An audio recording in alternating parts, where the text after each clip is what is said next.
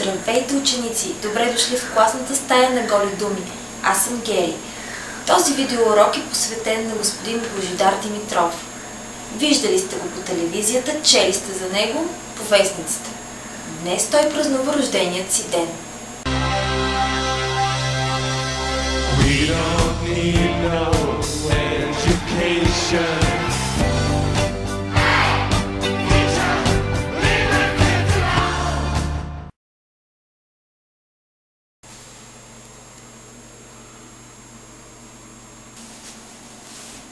Божидар Димитров е известен български историк, доктор на историческите науки, роден в Созопол, в семейство на бежанци от Източна Тракия.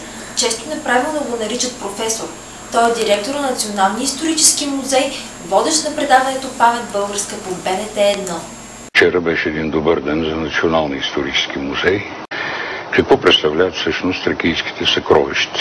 Сервизи за пиене на царчета, които управляват царства с размерите на една-две български области.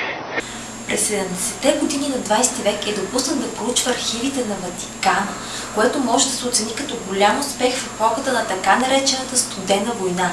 Твърди се, че това става чрез протекциите на Людмила Живкова, Александър Фол и по-точно на личните връзки на академик Иван Дуйчев във Ватикана, датиращи още от средата на 30-те години. Божидар Димитров е социалист, т.е. от БСП. В края на 2005 година Божидар Димитров се обявява открито против решенията на ръководство на БСП, в чието управление. Той не подкрепя кандидатурата на Татяна Дончева за кмет на София, а застава зад независимия кандидат Бойко Борисов, с когото е с приятелски отношения. Бойко Борисов. В началото на 1998 година се прави опит да бъде забъркан в секс скандал заради неговото интервю от 1995 година. Тук обаче за секс не говорим. Честит рожден ден, господин Димитров, от мен и от всичките ми ученици. Днес много от тях научиха нещо ново за вас. Това беше за днес, ученици. Минете през сайта ми www.golidumi.com и напишете за домашно в коментарите мнението си за Божидар Димитров и какво още знаете за него. Сега сте свободни, можете да излезнете в междучасие. Цял следобед се наслаждавах на поезията на Гери. Мога да ти кажа, че си набарала абсолютната формула на успех.